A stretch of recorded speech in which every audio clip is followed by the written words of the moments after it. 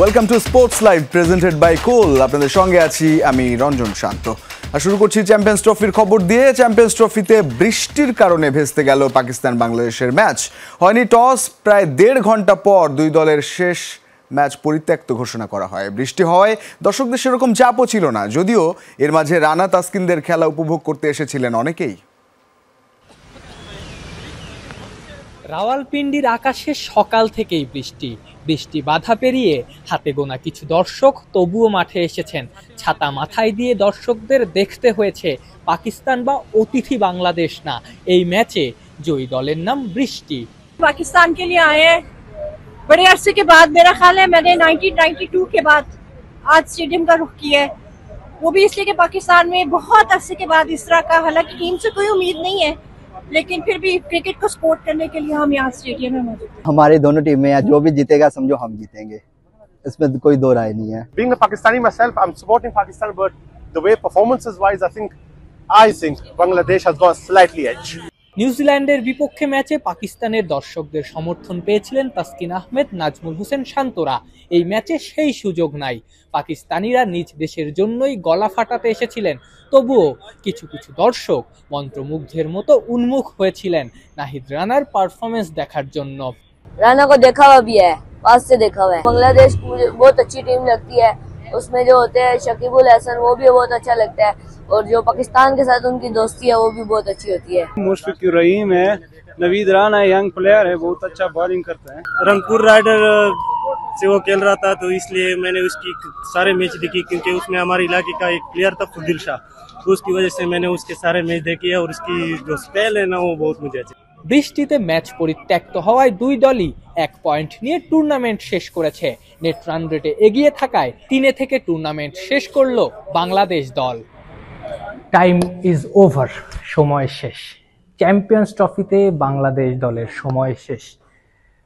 Champions trophy থেকে পুরোটাই ব্যর্থতা নিয়ে বাংলাদেশ দল দেশে ফিরবে। এই ব্যর্থতার আসলে শেষ কোথায়? প্রতিটা টুর্নামেন্ট গল্পের বদল নাই। আফনান পিয়াল, যমুনা স্পোর্টস, রাওয়ালপিন্ডি, পাকিস্তান। কোনো ম্যাচ না জিতলেও চ্যাম্পিয়ন্স ট্রফি থেকে খালি হাতে ফিরছে না বাংলাদেশ। এবারের আসর থেকে বিসিবির পকেটে ঢুকবে 3 থেকে 5 কোটি টাকা। 2 ম্যাচ হারলেও প্রতিপক্ষের সাথে লড়াই করতে পেরেছে দল, বলছেন নাজমুল শান্ত। বোলিং ইউনিট নিয়ে সন্তুষ্ট টাইগার অধিনায়ক, উন্নতি করতে চান ভবিষ্যতে। শোনালেন ভুল থেকে শিক্ষা নেয়ার পুরনো সেই গল্প। বিদায় ঘণ্টা তো বেজেছিল আগেই, বাকি ছিল শুধুই এক ম্যাচের আনুষ্ঠানিকতা, সেটাও গেল বৃষ্টির পেটে। শেষটায় যদিও পুরোপুরি খালি হাতে ফেরেনি বাংলাদেশ পাকিস্তান, তবুও এবারের চ্যাম্পিয়ন্স ট্রফিতে দু দলের ব্যর্থতা ঢাকার কোনো সুযোগ নেই। স্বাগতিক পাকিস্তান প্রথম ধাক্কাটা খেয়েছিল নিউজিল্যান্ডের কাছে। 320 রানের পাহাড়ে চাপা পড়ে 60 রানের পরাজয়ে রেসটা কঠিন হওয়ার পর চিরপ্রতিদ্বন্দ্বী ভারতের মুখোমুখি হয় পাকিস্তান। কোহলির সেঞ্চুরিতে 6 উইকেটের হারে টুর্নামেন্ট শুরুর 5 দিনের মাথায় আসর থেকে ছিটকে যায় রিজওয়ানের দল। পাকিস্তান অধিনায়ক বলছেন দেশের জন্য আরও পরিণত হয়ে লড়বেন পরবর্তী টুর্নামেন্টে। আমরা দেশের জন্য খেলি, অবশ্যই এই ব্যর্থতা আমাদের গোটা দেশকে এবং দেশের জনগণকে হতাশ করেছে, কিন্তু এটা মেনে নিয়ে এখান থেকে শিক্ষা নিয়ে আমরা আরো কঠোর পরিশ্রম করে ফিরে আসব। বাংলাদেশের গল্পটাও এক। ভারত আর নিউজিল্যান্ডের সাথে প্রথম 2 ম্যাচেই ব্যাটিং ব্যর্থতায় হেরেছে টাইগাররা। আইসিসির অন্যান্য টুর্নামেন্টের মতোই এবারের চ্যাম্পিয়ন্স ট্রফিও তাই নাজমুল শান্তদের জন্য রয়ে গেল শিক্ষা সফর হয়ে। প্রাপ্তির খাতায় কিছু প্রশংসা জুটেছে শুধুই বোলিং ইউনিটের নামে। 2 ম্যাচ হারলেও আমরা প্রতিপক্ষের সাথে লড়াই করতে পেরেছি। বোলিং ইউনিট দারুণ করেছে, রানা তাসকিনদের সাথে অভিজ্ঞ মোস্তাফিজও ভালো করেছে। সঙ্গে এখন রিশাদের মতো রিস্ট স্পিনারও আছে আমাদের। আশা করি ছেলেরা নিজেদের আরও ভালোভাবে ঝালিয়ে সঠিক পরিকল্পনার মাধ্যমে ভবিষ্যতে ভালো করবে। বৃষ্টির কল্যাণে 1 পয়েন্ট আর নেট রান রেটে এগিয়ে থেকে গ্রুপ এতে 3য় অবস্থানে আসর শেষ করল নাজমুল শান্তর দল। তবে কোনো ম্যাচ জিততে না পারলেও আইসিসির এই টুর্নামেন্ট থেকে বাংলাদেশের পকেটে ঢুকবে 3 থেকে 5 কোটি টাকা। রঞ্জন শান্ত, যমুনা স্পোর্টস। 15 বছর আগে বাংলাদেশ দল যেমন ছিল এখনো সে একই ধরনের ক্রিকেট খেলছে, এমন মন্তব্য ইংল্যান্ডের সাবেক অধিনায়ক নাসের হোসাইনের। তার দাবি, নিজেদের স্থবির অবস্থা কাটাতে শুধু বাংলাদেশ নয়, পাকিস্তানে উচিত আফগানিস্তানকে দেখে শেখা। পাশাপাশি উচ্ছ্বসিত প্রশংসা করেছেন রশিদ নবীদের পারফরমেন্সের। আইসিসি ইভেন্টে এখন স্বীকৃত জায়ান্ট কিলার আফগানিস্তান। সবশেষ ওয়ানডে বিশ্বকাপে ইংল্যান্ড ও পাকিস্তানকে হারানোর পর টি-20 বিশ্বকাপেও অস্ট্রেলিয়া ও নিউজিল্যান্ডকে হারিয়ে সেমিফাইনাল খেলা। এবার চ্যাম্পিয়ন্স ট্রফিতে সেই ধারাবাহিকতায় ইংল্যান্ডকে বিদায় করে আরও একবার সেমি দৌড়ে যখন রশিদ নবীরা, তখন ব্যর্থতার 16 কলা পূর্ণ করে আরও একবার গ্রুপ পর্ব থেকেই বিদায় বাংলাদেশের, যাদের সঙ্গী অবশ্য স্বাগতিক পাকিস্তানও। উল্টো পথে চলা এই দুই দলকে আফগানদের কাছ থেকে শিক্ষা নেয়ার পরামর্শ সাবেক ইংলিশ অধিনায়ক নাসের হোসেনের। স্কাই স্পোর্টসের ম্যাচ পরবর্তী আলোচনায় এমন মন্তব্য করেন তিনি। আমি পাকিস্তান ও বাংলাদেশের মতো দলের দিকে তাকিয়ে ভাবি তাদের আফগানিস্তানের দিকে তাকানো উচিত এবং বলা উচিত কেন আমরা স্থবির হয়ে পড়েছি। 2007 বিশ্বকাপে প্রথম চমক, মাঝে 2015 বিশ্বকাপে শেষ 8 খেলা, আর 2019 বিশ্বকাপে সাকিবের অলরাউন্ড নৈপুণ্য। সব মিলিয়ে আইসিসি ইভেন্টে চমকের অধ্যায়ও বাংলাদেশ পার করেছে বহু আগেই। নাসের হোসেনেরও দাবি 15 বছর আগে বাংলাদেশ যেমন ছিল এখনও তাই। বাংলাদেশ 15 বছর আগে যেমন ছিল এখনও সেই একই ধরনের ক্রিকেট খেলছে। আর এই 15 বছরে আফগানিস্তান তাদের এমন অবস্থানে নিয়ে গেছে যারা যে কোনো প্রতিপক্ষের সঙ্গে লড়াই করতে পারে। ডিভিশন 5 থেকে সাদা বলে যে কোনো দলের সঙ্গে প্রতিদ্বন্দ্বিতা করতে পারে, এটাই উন্নতি। অথচ এই সময়ে আইসিসি ইভেন্টে নিজেদের অন্য উচ্চতায় নিয়ে গেছে আফগানিস্তান। দ্বিপাক্ষিক সিরিজেও সমীহ জাগানো এক দল তারা। শুধু কি তাই, বিশ্বের বিভিন্ন ফ্র্যাঞ্চাইজি লিগেও চাহিদার তুঙ্গে আফগান ক্রিকেটাররা। আর এই সময়টাতে সাকিব ছাড়া বৈশ্বিক তারকা হয়ে উঠতে পারেননি বাংলাদেশের আর কোনো ক্রিকেটার।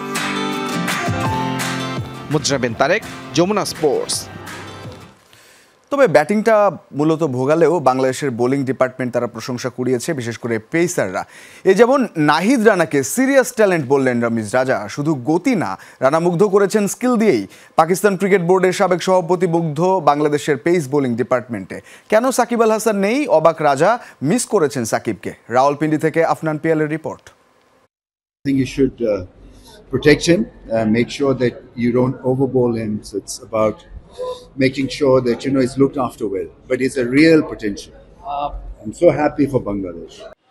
এই চ্যাম্পিয়ন্স ট্রফিতে নাহিদ রানার গতিতে মুগ্ধ হয়নি এমন লোক খুঁজে পাওয়া কঠিন। রানায় মুগ্ধ হওয়ার তালিকায় নতুন নাম রামিজ রাজা, পাকিস্তানের সাবেক অধিনায়ক, সাবেক পিসিবি সভাপতি, বিশ্বকাপ জয়ী সাবেক পাকিস্তানি।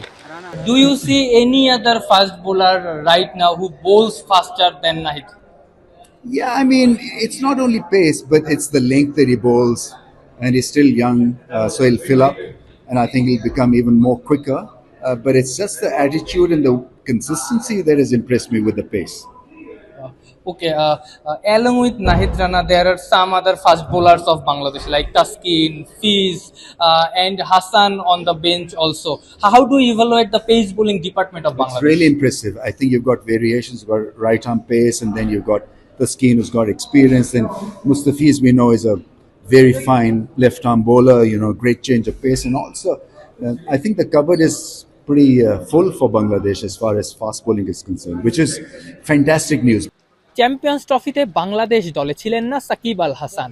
সিনিয়র সহকারী কোচ মোহাম্মদ সালাউদ্দিন দলে একজন অলরাউন্ডারকে মিস করেছেন। কমেন্ট্রি বক্সে থাকা রামিজও কি সেই দলে? Shakib Al Hasan, I mean, there's I don't know. I can't say how whether he was in line for selection or not, but obviously he's a real good all-rounder. Bangladesh এই champions ট্রফিতে ভালো করবে, রাজার এমনই প্রত্যাশা ছিল। প্রত্যাশার সঙ্গে বাস্তবতার মিল না থাকায় হতাশ রামিজ রাজা। আফনান পিয়াল, যমুনা স্পোর্টস, রাওয়ালপিন্ডি, পাকিস্তান। 5 আগস্টের পর থেকে স্থবির হয়ে আছে বাংলাদেশ ব্যাডমিন্টন ফেডারেশন। মাঝে একটি আন্তর্জাতিক টুর্নামেন্ট আয়োজন করলেও অনুশীলনে বাধা দেওয়া হচ্ছে শাটলারদের। কিছু কিছু কোচের বিরুদ্ধে বহিরাগতদের অনুশীলনের সুযোগ দেওয়ার অভিযোগে জাতীয় ক্রীড়া পরিষদের নিষেধাজ্ঞার কথা জানানো হয় ফেডারেশনের পক্ষ থেকে। যদিও এমন কোনো বিধিনিষেধ দেওয়া হয়নি বলে নিশ্চিত করেছেন এনএসসির সচিব। দেশের ক্রীড়াঙ্গনে ব্যাডমিন্টন ফেডারেশন যেন চলছে স্রোতের উল্টো দিকে। যে ম্যাটে শাটলারদের প্র্যাকটিস কিংবা অনুশীলন করার কথা ছিল, সে ম্যাটকে রাখা হয়েছে উল্টে। ফেডারেশনের কর্মকর্তারা বলছেন যে বাহিরের কিছু প্লেয়ার এখানে অনুশীলন করায় এই ব্যবস্থা তাদের। যেই সময়টায় ব্যাডমিন্টন কোর্টে নিজেকে প্রস্তুত করার কথা শাটলারদের, সেই সময়টায় কোর্টে তৈরি করা হয়েছে প্রতিবন্ধকতা। নিজ উদ্যোগে অনুশীলন করছিলেন শাটলাররা, কিন্তু সে উদ্যোগেও এসেছে বাধা। বুধবার সন্ধ্যায় এক উড়ো নোটিশে বন্ধ করে দেওয়া হয় অনুশীলন। আমিনুল ইসলাম নামের এক অফিস সহকারী দাপটের কাছে নতি স্বীকার করতে হয় ব্যাডমিন্টন খেলোয়াড়দের। খেলতে আসছিলাম তো ফেডারেশনের যে হচ্ছে গিয়ে আপনার পিয়ন আমিন ভাই উনি ফোন দিয়ে বলছে যে আসার দরকার নেই, মাঠ হচ্ছে গিয়ে খেলা যাবে না, ওনারা হচ্ছে গিয়ে ম্যাট হচ্ছে গিয়ে উল্টে রাখছে যেন আমরা খেলতে না পারি। এখন আসলে সমস্যাটা কি, কে নিষেধ করছে কি, এইসব আসলে আমরা কোনো কিছুই জানি না, এটা হচ্ছে গিয়ে ফেডারেশনই বলতে পারবে ভালো। 5 আগস্ট রাজনৈতিক প্রেক্ষাপট পরিবর্তনের সাথে সাথে নতুন স্বপ্নে আসতে থাকে বাধা। তখন থেকেই বেশিরভাগ সময় তালাবদ্ধ থাকে ফেডারেশনের। শহীদ তাজউদ্দিন আহমেদ ইনডোর স্টেডিয়ামে নিজেদের প্রস্তুত করার কথা থাকলেও বারান্দাতেই সময় কাটছে শাটলারদের। প্লেয়ারদেরই ঠিক আছে মানে মূল্যায়ন করতেছেন না, প্র্যাকটিস করতে দিতেছেন না, মাঠ বন্ধ করে রাখছেন, তাহলে আমরা কি বলবো? ঠিক আছে, আমাদের তো আসলে মতামতের কোনো ভ্যালুই নেই। ঠিক আছে, আমরা হচ্ছে গিয়ে ভ্যালুলেস প্লেয়ার সবাই। ফেডারেশনের ভারপ্রাপ্ত সভাপতি ও দেশ বরেণ্য ক্রীড়াবিদ কামরুন নাহার ডানার সাথে যোগাযোগ করা হলে অনুশীলনে নিষেধাজ্ঞার বিষয়ে অবগত নন বলে জানান তিনি। অনুশীলনের পাশাপাশি সমস্যা নিরসনে কাজ করার আশ্বাস দেন ডানা। ফোন করে তাদেরকে আসতে বারণ করে দেওয়া হয়েছে, তো এটা কি কিছু জানেন আপা? না, আমি জানি না, তো আমি একটু দেখছি। এখন হয়ে গেছে কি ইন্টারিম পিরিয়ড, তো এই কমিটি ভাঙবে প্রতি বৃহস্পতিবার, এটাই তো চলতেছে এখন। আমি এর আগে ওদের সাথে কথা বলছিলাম যে নর্মালি 2টা কোর্ট ফ্রি থাকা উচিত, যেন যে কোনো প্লেয়ার এসে প্র্যাকটিস করতে পারে। কোর্টে অনুশীলন বন্ধের বিষয়ে কিছু কোচের দিকে আঙুল তুলেন সাধারণ সম্পাদক আলমগীর হোসেন। তাদের সহযোগিতায় বহিরাগত খেলোয়াড়দের অবাধ প্রবেশ থাকায় জাতীয় ক্রীড়া পরিষদে নিষেধাজ্ঞার কথা জানান তিনি, যদিও এমন কোনো বিধিনিষেধ দেওয়া হয়নি বলে জানিয়েছে এনএসসি।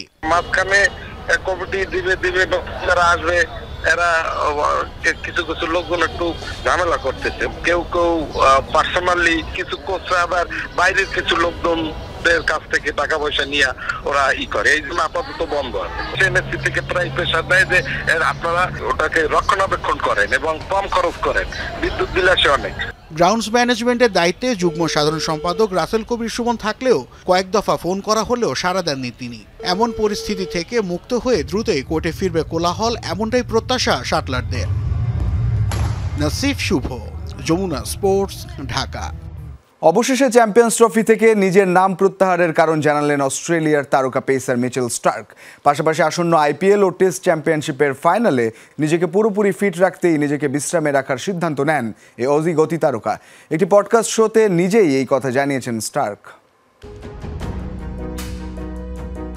ক্যারিয়ারে অধিকাংশ আইসিসি ট্রফি জিতেছেন মিচেল স্টার্ক। টি20 বিশ্বকাপ, ওডিআই বিশ্বকাপ থেকে বিশ্ব টেস্ট চ্যাম্পিয়নশিপ সবই আছে তার ঝুলিতে, কিন্তু রয়ে গেছে একটি আক্ষেপ। আইসিসি ইভেন্টের মাঝে একমাত্র চ্যাম্পিয়ন্স ট্রফি শিরোপাই জেতা হয়নি এই অজি গতি তারকার।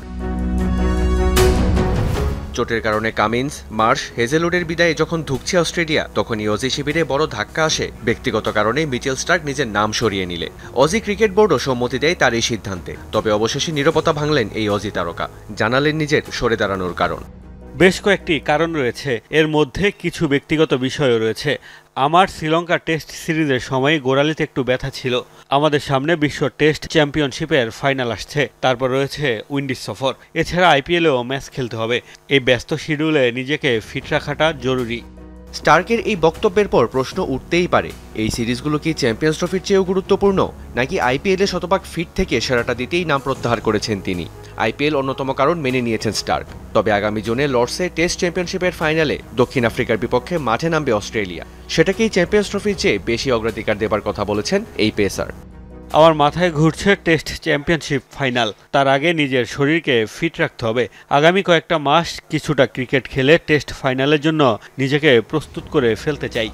গত আইপিএলে রেকর্ড 24.75 কোটি টাকা রুপিতে কলকাতা নাইট রাইডার্সের হয়ে মাঠে নেমেছিলেন স্টার্ক। আসর জুড়ে সেভাবে প্রত্যাশা পূরণ করতে না পারায় নিলামের আগে তাকে ছেড়ে দেয় কলকাতা। আসন্ন আইপিএলে দিল্লি ক্যাপিটালসের হয়ে মাঠ মাতাবেন এই অজি গতি তারকা। মেহেদি রিয়ান, যমুনা স্পোর্টস। সংযুক্ত আরব আমিরাতের বিপক্ষে প্রথম ম্যাচে দল হেরে যাওয়ায় কিছু মানুষ হাসবে, রসিকতা করবে, এমনটাই মন্তব্য করেছেন বাংলাদেশ নারী ফুটবল দলের কোচ পিটার বাটলার। নতুন দল নিয়ে হাস্যরসিকতা করলেও এই টিম অনেকদিন টিকবে বলে আত্মবিশ্বাসী এই ইউরোপিয়ান কোচ। সিরিজের দ্বিতীয় ম্যাচে রোববার মাঠে নামবে বাংলাদেশ। কোচ বিদ্রোহে জড়িত 18 ফুটবলার ছাড়াই সংযুক্ত আরব আমিরাতের উদ্দেশ্যে 2 ম্যাচের সিরিজ খেলতে উড়াল দেয় বাংলাদেশের নারীরা। সিনিয়র ফুটবলাররা অনুশীলন বয়কট করায় তারুণ্য নির্ভর দল নিয়েই প্রথম ম্যাচে মাঠে নামে পিটার বাটলার। তবে যাত্রা শুরুতেই হোঁচট খেল লাল সবুজের নতুন দল। 2 ম্যাচ সিরিজের প্রথম ম্যাচে পেয়েছে 3-1 গোলের হারের তেতো স্বাদ। কিছুটা হতাশ হলেও নতুনদের নিয়েই এগিয়ে যাওয়ার ব্যাপারে দারুণ আশাবাদী এই ইউরোপিয়ান কোচ। 2024 সাবজয়ী দলের কেবল 8 জন আর অনূর্ধ্ব 20 দলের একেবারেই নতুনদের নিয়ে দল গঠন করেন বাটলার। ঢাকায় সপ্তাহ 3-1 প্রস্তুতির পর লম্বা সফর শেষে দুবাইয়ে মাত্র একদিনের অনুশীলনের সুযোগ পায় আফিদারা। তবে এই হারের পেছনে কোনো অজুহাত দিতে নারাজ কোচ। যেভাবে আমরা শক্তিশালী একটা দলের বিপক্ষে খেলেছি তাতে আমি খুশি। দলের লং পাস খেলায় আমাদের ভুগতে হয়েছে। আমরা আরো ভালোভাবে প্রস্তুতি নিতে পারতাম। তবে এটা নিয়ে আমি দুঃখ করতে চাই না। আমি বাস্তব জগতে থাকি। সংযুক্ত আরব আমিরাতকে আমরা অনেকক্ষণ ছাপিয়ে গিয়েছি। দলের পারফরম্যান্সে খুশি আমি। নতুন দল নিয়ে অনেকেই হাস্যরসিকতা করলেও টিম অনেক দিন টিকবে এমন আত্মবিশ্বাসী বাটলারের কণ্ঠে। এই দল নিয়েই সাফ ও এএফসির দিকে তার চোখ। আমার মনে হয় নির্দিষ্ট কিছু মানুষ এই হারে হাসবে এবং রসিকতা করবে, কিন্তু আমি সবসময় বিশ্বাস করি এই দল অনেকদিন টিকবে। আমি মনে করি এই সফরের জয়টা মুখ্য নয়, উন্নতি করাটা গুরুত্বপূর্ণ। পরবর্তী সাফের জন্য দল গড়ে তোলা এবং এএফসি প্রতিযোগিতার দিকে এগিয়ে যাওয়াটা গুরুত্বপূর্ণ। হারের প্রতিশোধ নেয়ার সুযোগ আছে আফিদাদের সামনে। সিরিজের দ্বিতীয় ম্যাচে রোববার সংযুক্ত আরব আমিরাতের বিপক্ষে মাঠে নামবে বাংলাদেশ। মেহেদি রিয়ান, যমুনা স্পোর্টস। এই ছিল আজকের স্পোর্টস লাইভে। এতক্ষণ সঙ্গে থাকার জন্য ধন্যবাদ সবাইকে।